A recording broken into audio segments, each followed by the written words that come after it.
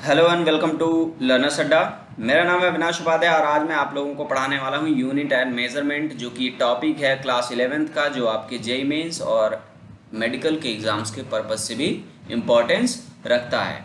ठीक है, तो यूनिट एंड मेजरमेंट का आज हम लोग क्या पढ़ने वाले हैं? Lecture number 1, unit and measurement. Okay, so let's get started without any further delay.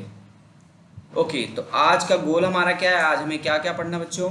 आज हमें पढ़ना है कि फिजिकल क्वांटिटीज़ क्या होती हैं, types of physical quantities, dimensions के बारे में पढ़ना है, डायमेंशन ऑफ फिजिकल क्वांटिटीज़ पढ़ना है and dimension of some constant, dimension of some constant. तो आज हमें यही 5 टॉपिक के बारे में पढ़ना है। ठीक है, तो हम शुरू करते हैं एक छोटे से एग्जाम्पल्स के साथ। एक साइंटिस्ट थे बच्चों, जिनका नाम क्या था? रिचर्ड फेमैन। एक साइंटिस्ट थे रिचर्ड फेमैन, जिन्होंने एक एग्जाम्पल्स के थ्रू हमारे फिजिकल वर्ल्ड को, किसको? फिजिकल वर्ल्ड, या फिर उसको हम क्या बोलते हैं? नेचर। जो हमारे आसपास की सराउंडिंग है उसी को हम क्या बोलते हैं? नेचर। उसको उन्होंने एक बहुत ही बढ़िया एग्जाम्पल से समझाया था, एक बेहतरीन एग्जाम्पल उन्होंने चेस के गेम के थ्रू समझाया था। उसी चीज़ को आज मैं आप लोगों को एक अलग गेम से, एक अलग तरीके से समझाने का प्रयत्न करूंगा, ट्राई करूंगा समझाने की। मान लेते ये क्या है? ये कोई क्रिकेट फील्ड है। ठीक है, क्रिकेट फील्ड है, इसमें ये आपकी पिच है, यहाँ पे कुछ प्लेयर्स प्लेस्ड हैं। ठीक है, सब खेल रहे हैं, दे आर प्लेइंग। यहाँ पे कोई ऑब्जर्वर खड़ा है, मान लेते हैं चिंटू। चिंटू यहाँ पे खड़ा है, चिंटू के पास एक फ़ोन है। ठीक है, और घर पे कौन है? चिंटू की मम्मी जो है वो भी फ़ोन ली हैं और they are talking on phone with each other. ठीक है, एक दूसरे से वो लोग फोन पे बात कर रहे हैं। ठीक है, तो चिंटू को क्रिकेट के बारे में कुछ भी नहीं पता है, वो बस देखने चला आया है और उसको क्रिकेट के बारे में कुछ नहीं पता है। ठीक है, कुछ नहीं मतलब नथिंग। ठीक है, तो उसने देखा कि इधर से बॉलर आया, बॉल फेंकी उसने और बैट्समैन ने बॉल खेली और वो विद ग्राउंड से लगते हुए बाउंड्री पे आके टच हो गई। तो अंपायर ने क्या बोला? 4 रन। तो चिंटू ने फटाफट अपनी मम्मी को क्या बताया कि मम्मी, अब मैंने एक चीज सीखी कि जब बॉल ग्राउंड से लगती हुई बाउंड्री को टच करती है तो वहां पे मिलता है 4 रन। ये एक हमने क्या सीख लिया? रूल। तो उनकी मम्मी, बहुत बढ़िया बेटा, ये तो एक रूल हमने देख लिया। तभी बैट्समैन ने बॉल जो है वो हवा में मारी और वो डायरेक्ट बाउंड्री के बाहर आके गिरी। तो अंपायर ने बताया कितने रन? 6 रन। चिंटू ने बोला मम्मी एक ट्विस्ट है, चेंज है रूल में, कि बॉल बाउंड्री पे नीचे से आए तो 4 है, लेकिन अगर ऊपर से बाउंड्री को पार करे तो कितने हैं? 6 रन। तो यहाँ पे रूल में अमेंडमेंट हो गया कि बाउंड्री को पार करने के 2 तरीके हैं। बात समझ पा रहे हो? चिंटू यहाँ पे गेम के बारे में कुछ सीख रहा है। फिर क्या हुआ? बॉलर ने बॉल फेंकी, बैट्समैन के पैड पे बॉल लगी और बैट्समैन को अंपायर ने क्या दे दिया? आउट दे दिया। तो चिंटू ने यहाँ से एक ऑब्जर्वेशन बनाया। क्या ऑब्जर्वेशन बनाया? कि अगर बॉल बैट्समैन के पैड को स्टंप के सामने हिट करती है तो बैट्समैन क्या हो जाएगा? आउट। और चिंटू ने ये बात अपनी मम्मी को क्या बता दी कि अगर बॉल पैड पे लगे तो बैट्समैन आउट दे दिया जाता है। तभी एक बार फिर से बॉल बैट्समैन के पैड पे लगी, लेकिन इस बार ने अंपायर ने उसको नॉट आउट दिया, आउट नहीं दिया। चिंटू ने बोला ये क्या, ऐसा भी होता है कुछ? तो यहाँ पे रूल में थोड़ा सा और सुधार हुआ। सुधार क्या हुआ कि बॉल अगर लेग स्टंप के बाहर पिच हो रही है तो बैट्समैन नॉट आउट होगा। तो यहाँ से चिंटू ने रूल में सुधार करते हुए अपनी मम्मी को बताया कि मम्मी ऐसा नहीं, ऐसा होता है। तो यहाँ पर ये क्रिकेट की बात करने का हमारा क्या मतलब था? अगर इस क्रिकेट फील्ड को हम अपना क्या मान ले बच्चों? फिजिकल वर्ल्ड मान लें, और ये जो हमारा चिंटू है ये हमारा ऑब्जर्वर है। क्या है? ऑब्जर्वर है। यही ऑब्जर्वर हमारा क्या होता है? साइंटिस्ट होता है बच्चों। कि साइंटिस्ट हमारे क्या करता है? नेचर को ऑब्जर्व करता है और उसके लिए नए नए क्या बनाता है? रूल्स बनाता है। नए नए रूल्स बनाता है और उस रूल्स को रेस्ट ऑफ द वर्ल्ड, ये जो हमारी मॉम थी ये हमारी क्या? रेस्ट ऑफ द वर्ल्ड मतलब बाकी पूरी दुनिया का काम कर रही थी। समझ में आया? तो ऑब्जर्वर जो साइंटिस्ट होता है वो कुछ चीजें नेचर से सीखता है, उन पे लॉज बनाता है और वो बाकी बची पूरी दुनिया को वो सारे रूल्स बताता है। कभी कभी उन रूल्स में अमेंडमेंट भी करने पड़ते हैं, सुधार करने पड़ते हैं, तो वो सुधार भी साइंटिस्ट किसको बताता है? रेस्ट ऑफ द वर्ल्ड, बाकी पूरी दुनिया को बताता है। तो जो हमारा नेचर है इसमें बहुत सारे राज छुपे हुए हैं, बहुत सारा एक्सप्लोर करना बाकी है, बहुत सारी चीज़ें अननोन हैं, अनएक्सप्लोर्ड हैं, जो सीखना बाकी है। तो क्या होता है, कुछ लॉज साइंटिस्ट बनाते हैं लेकिन बाद में उनमें सुधार करना पड़ता है। जैसे कि न्यूटन ने क्या बताया? न्यूटन ने पहले हमें किसके बारे में बताया? स्पीड ऑफ साउंड के बारे में बताया, लेकिन उसमें सुधार किया किसी और साइंटिस्ट ने कि एग्जैक्टली ये नहीं, ये होती स्पीड ऑफ साउंड। तो बात समझ पा रहे हैं कि हमारा जो फिजिकल वर्ल्ड है ये अगर किसी स्पोर्ट्स फील्ड की हम तरह देखें तो ऑब्जर्वर जो है हमारा साइंटिस्ट होता है, उन लॉज को सीखता है और बाकी पूरी दुनिया को बताता है। आई होप आपको ये सब चीज़ें समझ में आई होगी कि कैसे हम रिलेट कर सकते हैं। बहुत ही अच्छे तरीके से रिलेट किया था रिचर्ड फेमन ने इन सब चीज़ों को। समझ में आया? तो आगे बढ़ते हैं और पहले टॉपिक की तरफ हम बढ़ते हैं। तो हमारा पहला टॉपिक क्या है बच्चों? Physical quantity. फिजिकल क्वांटिटी क्या होती है कि this quantity help us to understand about our nature, can describe physical world या नेचर, उसी को नेचर बोलते हैं, and can be measured using any instrument. Physical quantity आपने 9th में पढ़ा होगा कि कोई भी ऐसी चीज जिसको हम मेजर कर सकते हैं, नाप सकते हैं, वो हमारी क्या होती है? फिजिकल क्वांटिटी होती है। लेकिन उसी में थोड़ा सा हम क्या करते हैं, उसको एडवांस करते हैं और हम ये कहते हैं कि फिजिकल क्वांटिटीज वो क्वांटिटीज होती हैं जो हमें नेचर को समझने में हेल्प करती हैं, नेचर को डिस्क्राइब कर सकती हैं और उनको हम इंस्ट्रूमेंट्स की मदद से नाप सकते हैं। तो किसी भी फिजिकल क्वांटिटी को मेजर करने के लिए बच्चों हमें दो चीजें चाहिए। क्या दो चीजें चाहिए? पहली क्या होता है? Numerical value. न्यूमेरिकल वैल्यू मतलब जिस चीज को हम नाप रहे हैं उसकी कुछ न्यूमेरिकल वैल्यू होनी चाहिए। और दूसरी क्या होनी चाहिए? यूनिट। यूनिट क्या होती है बच्चों? यूनिट क्या होती है? कंपैरिजन होता है। क्या होती है? कंपैरिजन होता है किन्हीं चीज़ों का, या फिर हम क्या बोलते हैं, हम रिफरेंस देते हैं किसके थ्रू? यूनिट के थ्रू। अगर यूनिट आपको डिटेल में पढ़नी है तो आप क्लास 9th में जाके यूनिट के बारे में डिटेल में पढ़ सकते हैं। तो यूनिट यहाँ पे हमारा क्या होता है? कंपैरिजन होता है। क्या होता है? कंपैरिजन होता है। क्लियर है? तो जैसे कि इसको एक एग्जांपल के थ्रू समझते हैं। जैसे मान लेते हैं कि वेट ऑफ डायनासोर जो है वो 200 टाइम्स है वेट ऑफ ह्यूमन की। क्या है? वेट ऑफ डायनासोर जो है वो 200 टाइम्स है वेट ऑफ ह्यूमन के। तो यहाँ पर वेट ऑफ ह्यूमन बच्चों हमारा यहाँ पे क्या हो गया? यूनिट हो गया। और वेट ऑफ डायनासोर हमारा क्या हो गया? फिजिकल क्वांटिटी हो गया जो हमें चाहिए थी। और 200 यहाँ पे क्या हो गया? Numeric value, numerical value.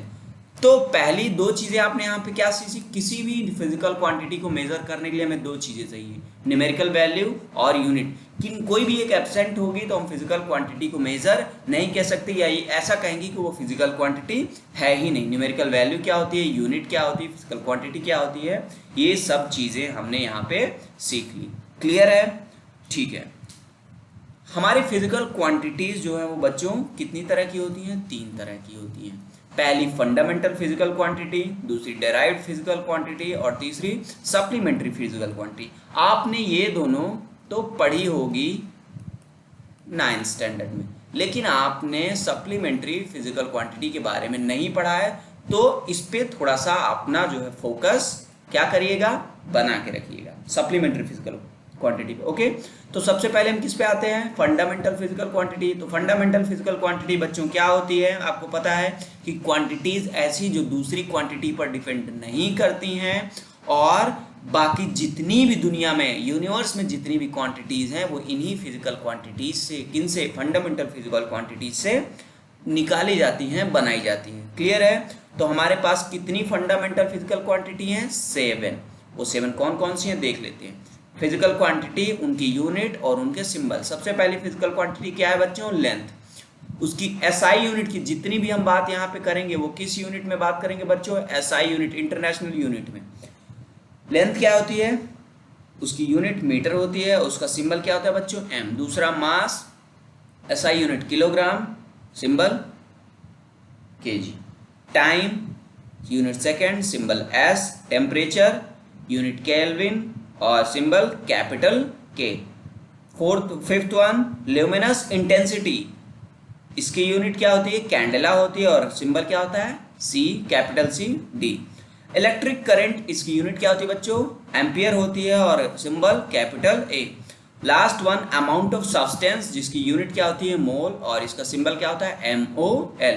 यही आपकी 7 क्या है, फंडामेंटल फिजिकल क्वांटिटीज हैं। बाकी जितनी भी दुनिया में क्वांटिटीज हैं, they are derived from these quantities. Okay, they are derived from these quantities.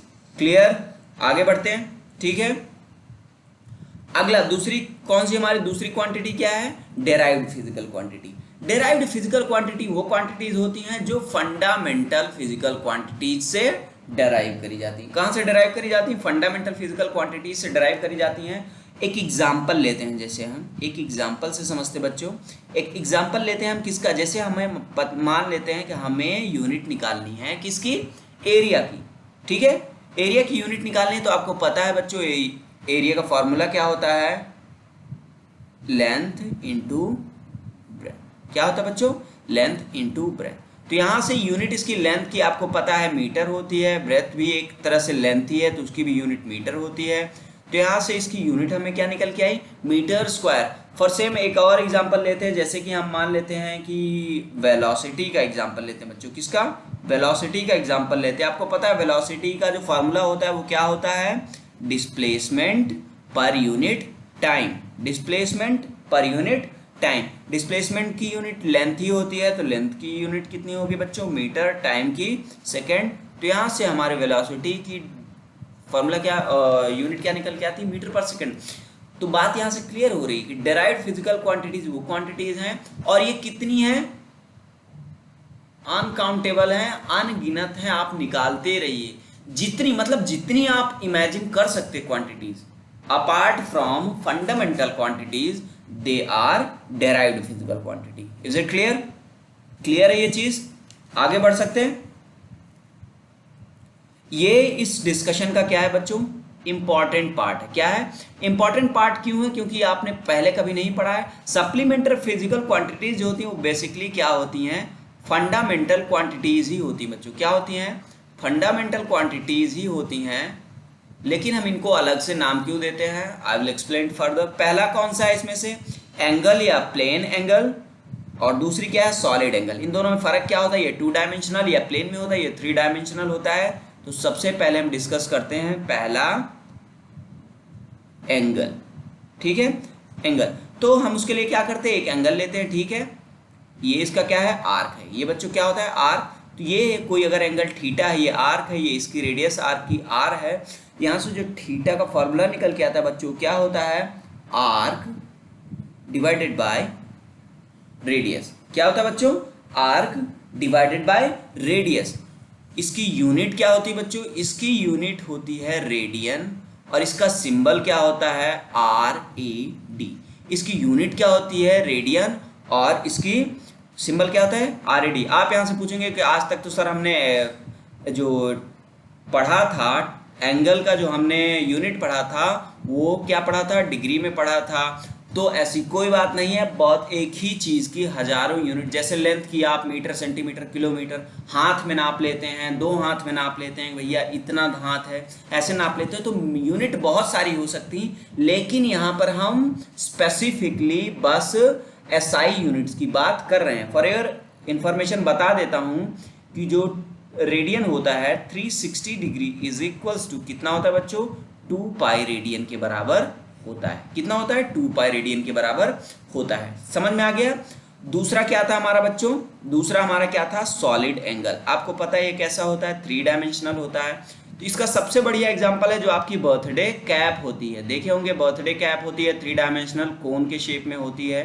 ठीक है, तो अगर ये कोई एंगल, ये एंगल 2 डायमेंशनल नहीं है, ऊपर से देखा जा रहा है, ठीक है, टॉप व्यू लिया जा रहा है। तो ये एंगल अगर मान लेते हैं थीटा है, ये रेडियस क्या है, R है, ये इसका क्रॉस सेक्शन एरिया A है। क्या है बच्चों, क्रॉस सेक्शन एरिया A है।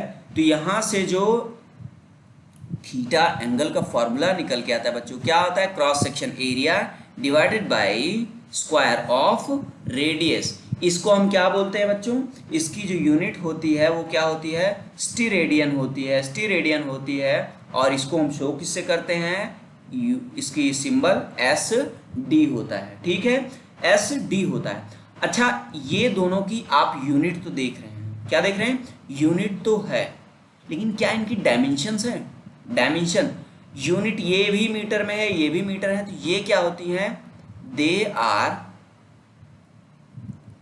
डायमेंशन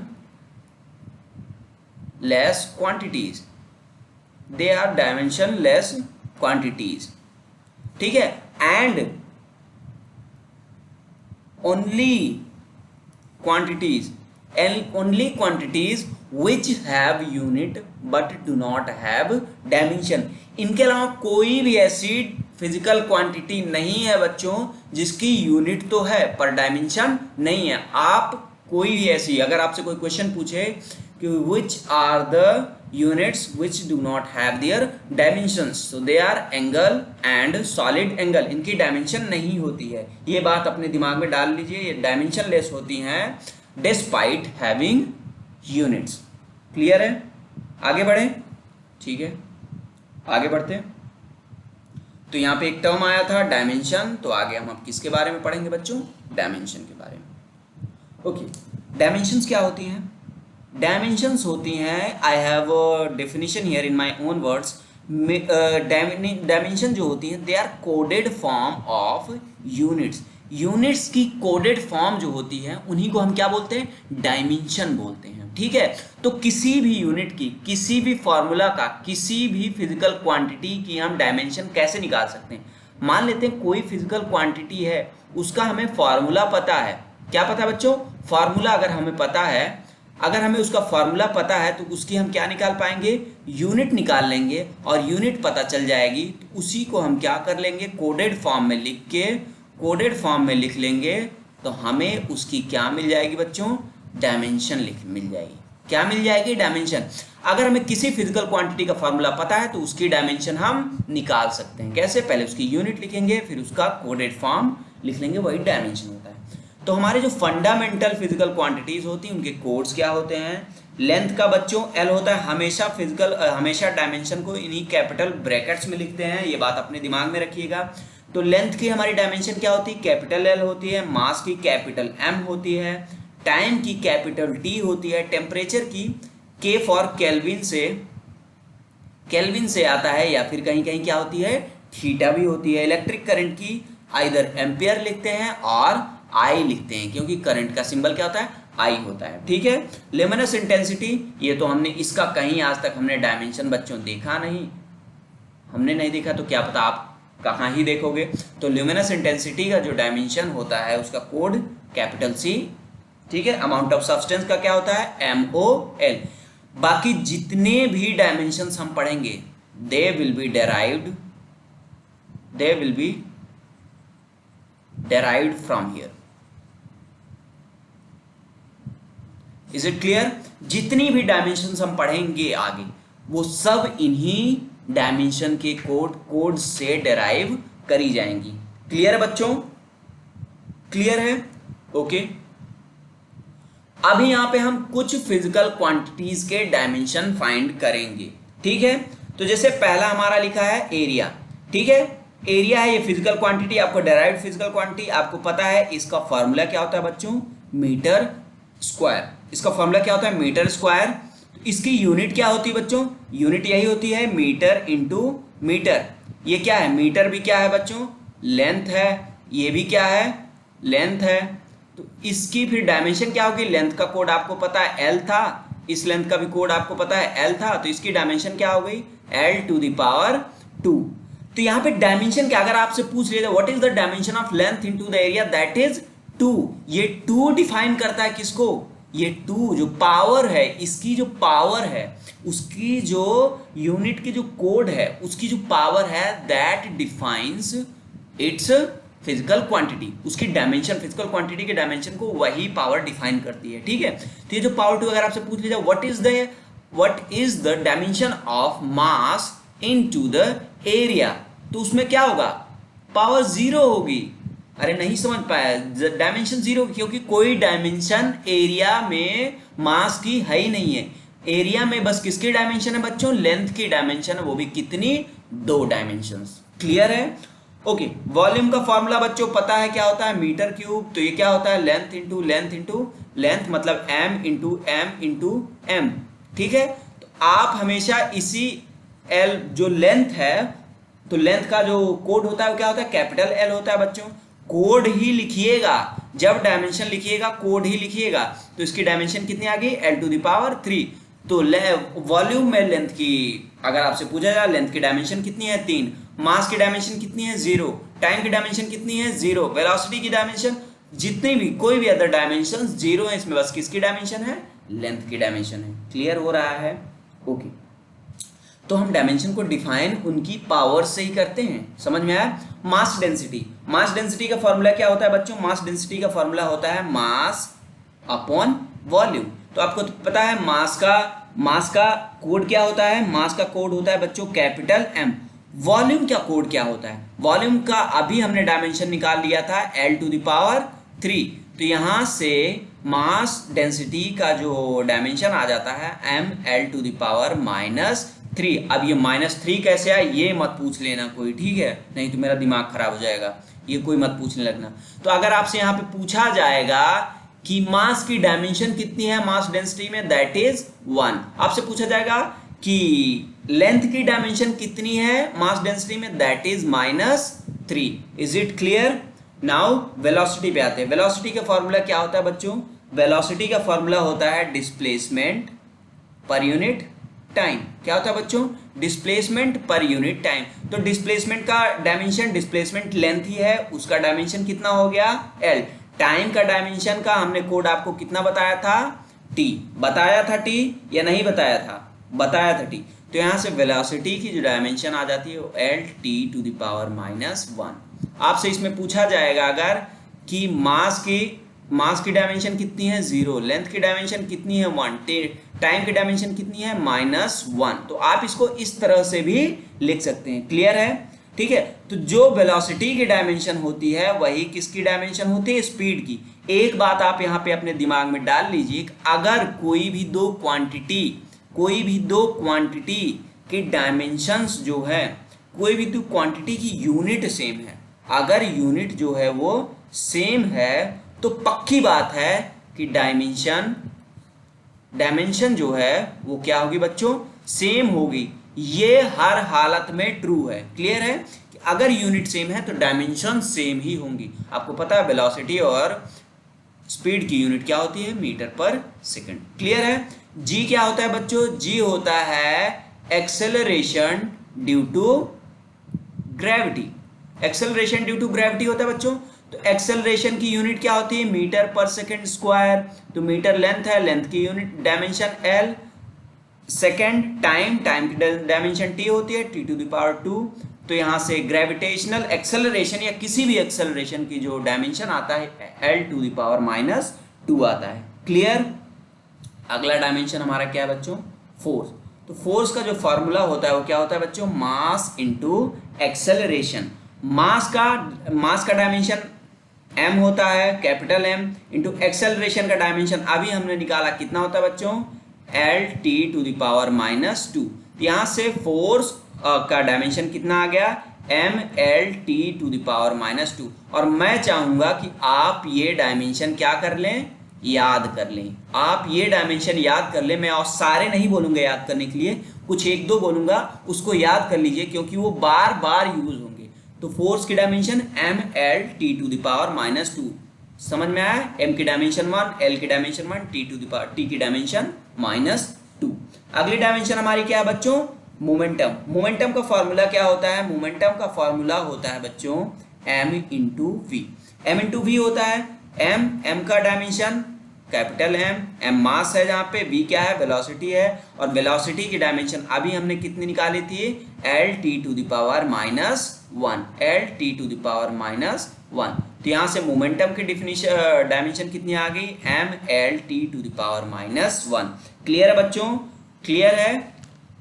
अब अगली डायमेंशन हमारी क्या है, वर्क। वर्क का फॉर्मूला क्या होता है बच्चों, वर्क का फॉर्मूला जो होता है वो क्या होता है, फोर्स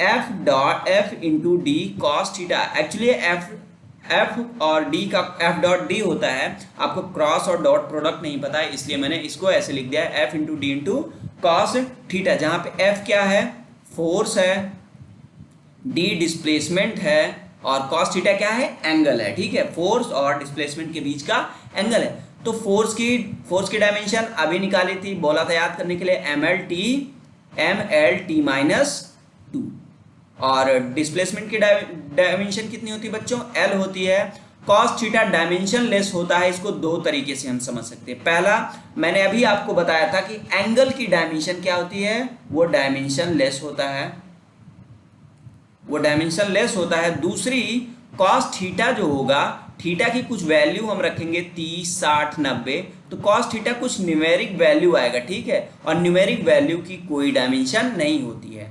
तो इसकी डायमेंशन कितनी आ गई, फिर इसकी डायमेंशन बच्चों कितनी आ गई, M L to the power 2 T minus 2, M L T.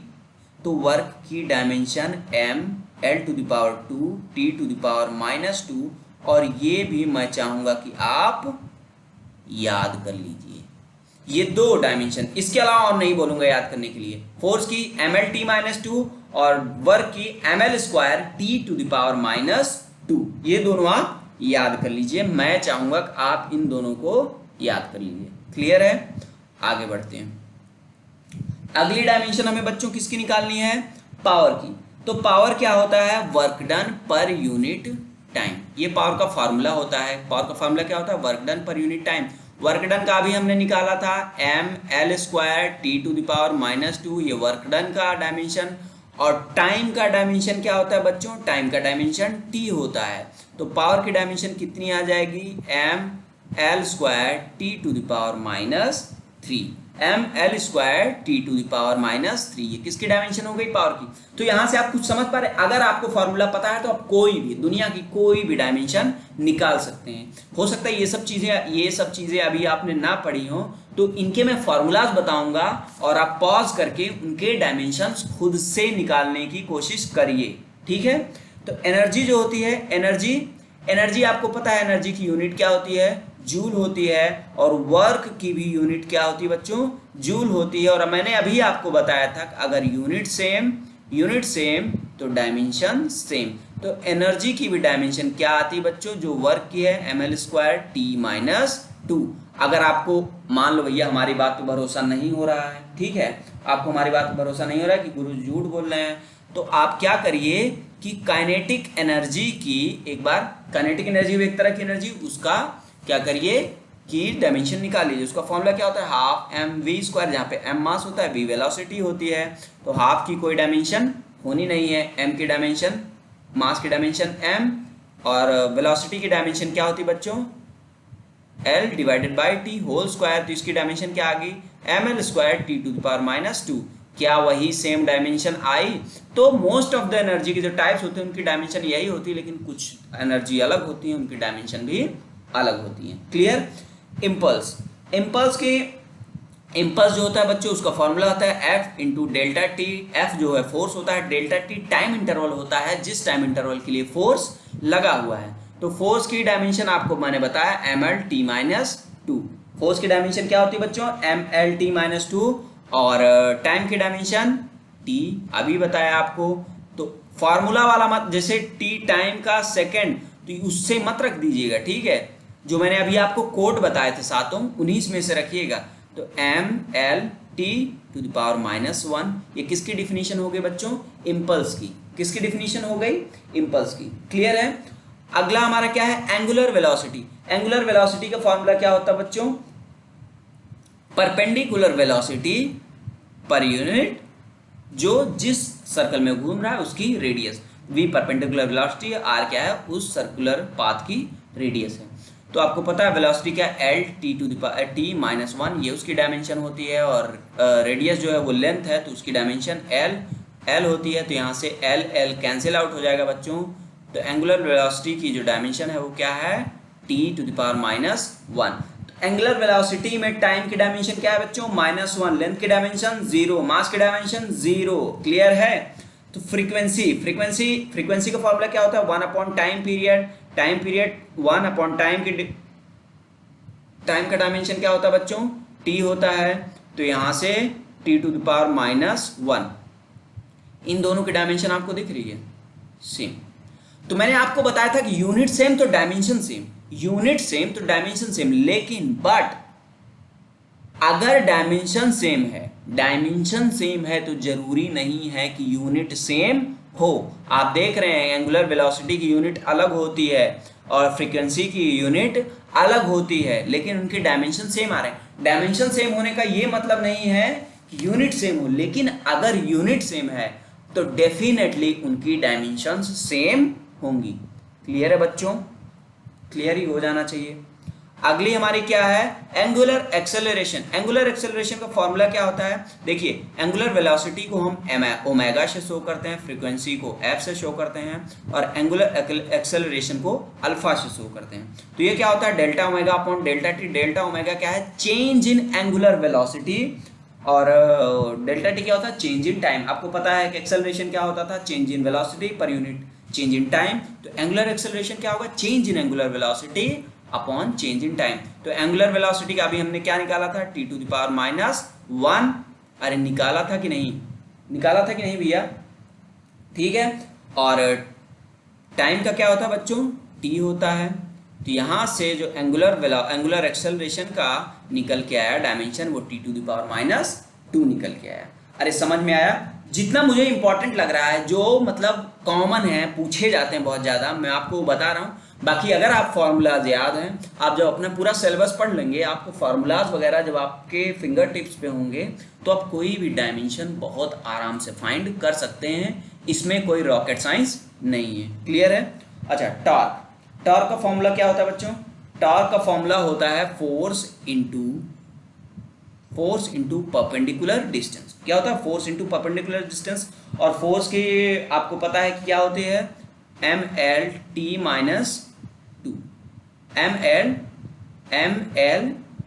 mlt-2। अरे होता है कि नहीं होता है, होता है, mlt-2 होता है। और लेंथ का कितना होता है, r लेंथ ही है, ठीक है। तो यहाँ से ml⁻2 t⁻⁻2, ये डिफिनीशन आई किसकी, टॉर्क की। और ये बिल्कुल किसकी तरह है, किसकी सेम डिफिनीशन है ऐसी, अरे पावर की definition same to same, sorry energy और वर्क की डिफिनीशन बिल्कुल सेम टू सेम है। समझ में आया, समझ में आ रहा है, क्लियर है। आगे बढ़े। अगला हमारा क्या है, moment of inertia. Moment of inertia को हम शो करते हैं बच्चों आई से। इसका फॉर्मूला होता है mr²। m जो वहाँ पे मास होता है, r क्या होती है, डिस्टेंस होती है, ठीक है। तो m का हमारा क्या हो गया, डायमेंशन कैपिटल M, R का हमारा L², तो यहाँ से ml2, ये किसकी आ गई डायमेंशन, मोमेंट ऑफ इनर्शिया की। मोमेंट ऑफ इनर्शिया की डायमेंशन आ गई। ओके, कुछ और हम देखेंगे। Angular momentum.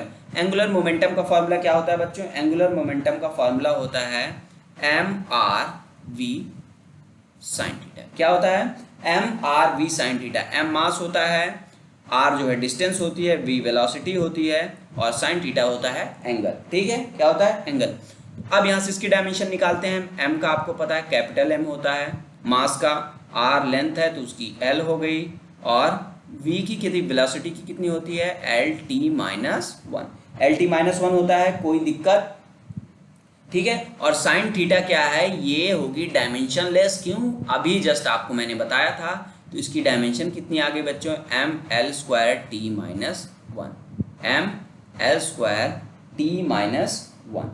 क्लियर है, ml²t-1। Is it clear. Okay, अब बात करते हैं स्ट्रेस। स्ट्रेस और स्ट्रेन, ये आप जब प्रॉपर्टीज ऑफ सॉलिड पढ़ेंगे तो उसमें पढ़ेंगे। तो स्ट्रेस का फॉर्मूला जो होता है बच्चों, क्या होता है, force per unit area.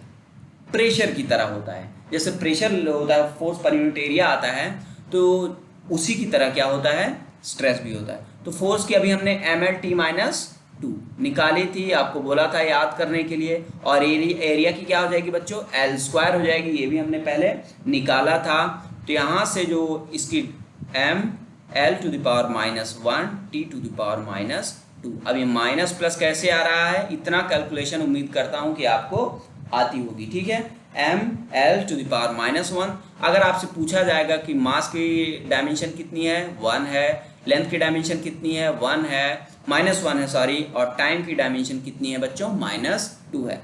Strain का जो फॉर्मूला होता है वो क्या होता है बच्चों, change in length upon original length. क्या होता है, change in length upon original length. Change in length की डायमेंशन l, लेंथ की डायमेंशन भी l, तो यहाँ से l⁻0। तो ये क्या है, स्ट्रेन जो होता है वो क्या होता है बच्चों, डायमेंशन लेस होता है। ठीक है, डायमेंशन लेस होता है। ओके, अगला हमारे पास क्या है, यंग्स मॉडुलस ऑफ इलास्टिसिटी। इसका फॉर्मूला क्या होता है बच्चों, स्ट्रेस अपॉन स्ट्रेन। क्या होता है, स्ट्रेस अपॉन स्ट्रेन होता है। तो स्ट्रेन की तो कोई डायमेंशन होती नहीं है, तो यंग्स मॉडुलस की जो डायमेंशन हो जाएगी, जो स्ट्रेस की डायमेंशन होती है वही हो जाएगी बच्चों, क्या हो जाएगी, ml⁻⁻1 t⁻²। क्लियर है, अरे क्लियर है, ठीक है। तो ये कुछ मैंने आपको इंपॉर्टेंट डायमेंशंस निकाल के दिखाए कि कैसे डायमेंशन निकाला जाता है, अगर आपको फॉर्मूलाज पता हैं तो। और फॉर्मूलाज आप जब पढ़ेंगे, आपका इसमें घबराने की बात नहीं है, पैनिक होने की कोई बात नहीं कि आपका अरे आपको फॉर्मूला नहीं आता, हम कैसे निकालेंगे। तो जब आप पूरा चैप्टर पढ़ेंगे तो आपको फॉर्मूलाज खुद ब खुद याद हो जाएंगे। क्लियर है, आगे बढ़ें। अभी हमारा अगला टॉपिक क्या है कि कुछ कांस्टेंट्स हैं जिनकी हमें यूनिट पता होंगी, फॉर्मूला पता होगा, और हम उनका डायमेंशन निकालने की कोशिश करेंगे। जैसे कि हमारे दिमाग में मिथ क्या है, मिथ होती है कि अगर कांस्टेंट है कोई, तो उसकी डायमेंशन नहीं होगी। पर ये पूरी तरह से सही नहीं है। हाँ, कुछ केसेस में सही हो सकता है डेफिनेटली, पर पूरी तरह से सही नहीं। जैसे पहला क्या है, रिफ्रैक्टिव इंडेक्स। इसको किससे दिखाते हैं बच्चों, म्यू से। तो रिफ्रैक्टिव इंडेक्स का फॉर्मूला क्या था, c/v। c क्या है, speed of light in vacuum. v क्या है, speed of light in any given medium. तो c स्पीड ही है, ठीक है। तो स्पीड की क्या होती है, l⁻⁻1, ठीक है। नीचे जो है वो भी स्पीड है, तो इसकी डायमेंशन l⁻⁻1। तो यहां से इसकी डायमेंशन क्या आ गई, कोई डायमेंशन नहीं। तो क्या हम ये कह सकते हैं कि जितने भी कांस्टेंट होते हैं उनकी कोई डायमेंशन नहीं होती है, वो डायमेंशनलेस होते हैं। लेट्स सी, अगला देखते हैं, यूनिवर्सल ग्रेविटेशनल कांस्टेंट। एक जब आपने 9th में ग्रेविटी पढ़ा होगा, उसमें एक फॉर्मूला पढ़ा होगा, Gm1m2/r²। ये फोर्स होता है दो बॉडीज के बीच लगने वाला फोर्स। ये जी ग्रेविटेशनल कांस्टेंट होता है, m1 पहली बॉडी का मास, m2 दूसरी बॉडी का मास, r जो है उनके बीच की डिस्टेंस होती है। तो यहाँ पे हमें g का निकालना है, तो f/r² divided by m1 × m2। f का हमारा क्या पता है, ml⁻⁻2 पता है बच्चों। r जो है वो लेंथ है, उसकी क्या हो जाएगी, l⁻² हो जाएगी। m जो है वो हमारा क्या है बच्चों, मास है, तो दोनों मास ही हैं, तो m² हो जाएगा। क्या हो जाएगा, m² हो जाएगा। कोई दिक्कत। तो यहाँ से इसकी जो हमारी निकल के आएगी डायमेंशन, m ये पावर 1 है, ये -2, तो m⁻⁻1, ठीक है। l⁻ कितनी हो जाएगी बच्चों, 3 हो जाएगी, और t⁻⁻1। तो ये डायमेंशन निकाल के आई हमारे यूनिवर्सल ग्रेविटेशनल कांस्टेंट की, यूनिवर्सल ग्रेविटेशनल कांस्टेंट की। तो आप यहाँ से कंक्लूड मत करिए कि कोई भी कांस्टेंट है उसकी डायमेंशन लेस होगा, डायमेंशन निकलती भी हैं। समझ में आया। तो ये है यूनिवर्सल ग्रेविटेशनल कांस्टेंट की डायमेंशन। अगला हमारे पास क्या है, प्लांक्स कांस्टेंट। प्लांक्स कांस्टेंट को हम h से दिखाते हैं। एक फॉर्मूला होता है एनर्जी का, H = h × f, जहाँ पे E एनर्जी होती है, h प्लांक्स कांस्टेंट होता है, f क्या होता है, फ्रीक्वेंसी होती है। आप जब आगे पढ़ेंगे तो ये सारे फॉर्मूलाज पढ़ेंगे। f क्या होती है बच्चों, फ्रीक्वेंसी होती है, E एनर्जी होती है, h प्लांक्स कांस्टेंट होता है। तो हमें h की डायमेंशन निकालनी है, दैट विल बी E/f। आपको पता है E क्या है, एनर्जी, और एनर्जी जो है वर्क की और एनर्जी की सेम डायमेंशन थी, ml² t-2, ml² t-2। मैंने आपको ये बताया था याद करने के लिए, बताया था कि नहीं। और फ्रीक्वेंसी की डायमेंशन t⁻⁻1 बताया था। तो यहाँ से डायमेंशन कितनी निकल के आएगी बच्चों, ml² t⁻⁻1। Is it clear, अरे क्लियर है ये कि नहीं, क्लियर है ये, ml² t⁻⁻1। ये किसकी निकल के आई, प्लांक्स कांस्टेंट की डायमेंशन। तो ऐसे निकालते हैं, समझ में आया। तो ये मैंने मेरा बताने का मतलब कुछ कांस्टेंट, ये बहुत इंपॉर्टेंट है, डायरेक्टली पेपर में पूछ लिए जाते हैं, ठीक है। ग्रेविटेशनल कांस्टेंट का, प्लैंक्स कांस्टेंट का, कुछ और है हमारे पास, जैसे कि अगला क्या है, बोल्ट्जमैन कांस्टेंट। बोल्ट्जमैन कांस्टेंट क्या होता है, ये हमारा एक रिलेशन होता है, P V is equals to K into F, K into F, ठीक है। एफ यहाँ पे देखिए, पी हमारा क्या होता है बच्चों, पी हमारा प्रेशर होता है, क्या होता है, प्रेशर होता है। वी हमारा क्या होता है, वॉल्यूम होता है। और एफ हमारा क्या होता है, फोर्स होता है। और के हमारा बोल्ट्जमैन कांस्टेंट होता है। तो हमें के का निकालना है, तो P into V divided by F, ठीक है। तो पी की डायमेंशन क्या हो जाएगी बच्चों, पी जो है वो हमारा क्या होता है, पी हमारा फोर्स अपॉन एरिया होता है, फोर्स इंटू वॉल्यूम अपॉन, ठीक है। सॉरी ये एफ नहीं, ये क्या होता है बच्चों, टी होता है, ठीक है। तो ये टी होता है, टी, ये करेक्शन कर लीजिए, के इंटू टी होता है, माय अपॉलजी, ठीक है। तो क्या हो जाएगा, एफ इंटू बी अपॉन ए इंटू टी, कोई दिक्कत। अरे ये हो गया प्रेशर, ठीक है, फोर्स अपॉन एरिया, ठीक है। कैलकुलेट करिए इसको, फोर्स का क्या होता है, M L T minus two, कोई दिक्कत। वॉल्यूम का क्या होता है बच्चों, L to the power 3 divided by area का कितना हो जाएगा, एल स्क्वायर इंटू टी का कितना हो जाएगा बच्चों, टी हो जाएगा, कोई दिक्कत। एरिया का कितना हो जाएगा, टी हो जाएगा। तो यहाँ से हमारी डायमेंशन कितनी निकल के आएगी, ये M L to the power, M तो रहेगा ऐसे ही, ठीक है, एम की डायमेंशन 1 होगी, ये L to the power 4 minus 2, तो L to the power 2, L की डायमेंशन 2 आई, टी की डायमेंशन कितनी हो जाएगी बच्चों, -2 -1 -3। तो कितना आ गया, ये हो गई किसकी डायमेंशन, बोल्ट्जमैन कांस्टेंट की। किसकी डायमेंशन हो गई, बोल्ट्जमैन कांस्टेंट की डिफिनीशन हो गई। ये क्लियर है, ठीक है, क्लियर है। सॉरी ये टेम्परेचर है, ये टाइम नहीं है। तो टेम्परेचर का क्या होता है बच्चों, टेम्परेचर का केल्विन होता है, क्या होता है, केल्विन। तो ये पावर -2 होगा और यहाँ पे के आएगा।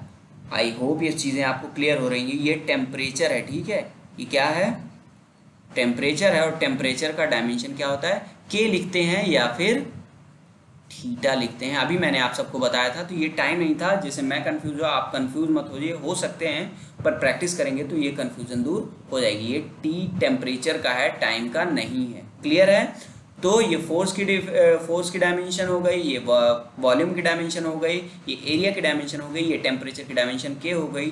तो जो रिजल्टेंट डायमेंशन है बोल्ट्जमैन कांस्टेंट को कितना है, एम की डायमेंशन 1, एल की डायमेंशन 2, टी की डायमेंशन -2 और के की डायमेंशन 1, क्लियर है। कोफिशिएंट ऑफ विस्कोसिटी की हमें डायमेंशन निकालना है, तो एक फॉर्मूला होता है फोर्स का F equals to eta into A. इसको हम क्या पढ़ते हैं, ईटा पढ़ते हैं, और यही कोफिशिएंट होता है किसका, विस्कोसिटी की। ईटा पत्थर वाला ईटा नहीं, ईटा होता है ये कोफिशिएंट ऑफ विस्कोसिटी का, ठीक है, into delta we upon delta Z. Delta we क्या होता है बच्चों, चेंज इन, डेल्टा वी होता है वो चेंज इन वेलोसिटी होता है, चेंज इन वेलोसिटी होता है। और डेल्टा जेड क्या होता है बच्चों, चेंज इन डिस्प्लेसमेंट होता है, ठीक है। तो हमें क्या निकालना है, ईटा की वैल्यू निकालनी है।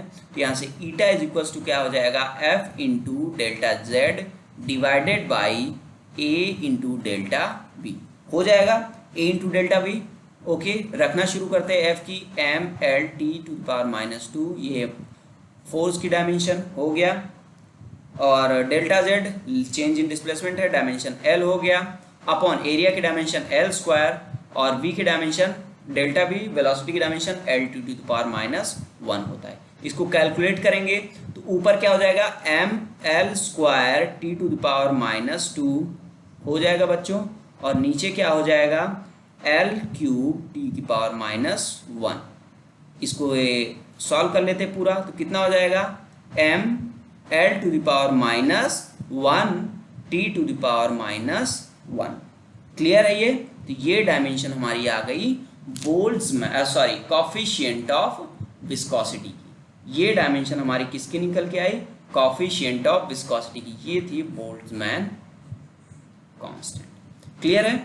तो इसको थोड़ा सा मैं क्लियर करके लिख देता हूँ, क्या है M L square T to the power -2 के।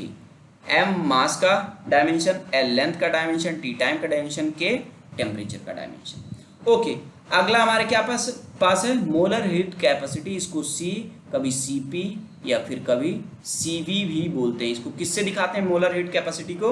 सी से दिखाते हैं। इसका फॉर्मूला क्या होता है बच्चों? इसका फॉर्मूला होता है, एक फॉर्मूला था Q equals to N C into delta T. आप जितने भी मैं फार्मूलाज बता रहा हूँ, फार्मूलाज आपको नहीं पता है, मैं फार्मूलाज बता रहा हूँ, आप फार्मूलाज को पॉज करके और डायमेंशन खुद निकालिए। क्यों यहाँ पे क्या होता है बच्चों? हीट एनर्जी होता है। क्या होता है?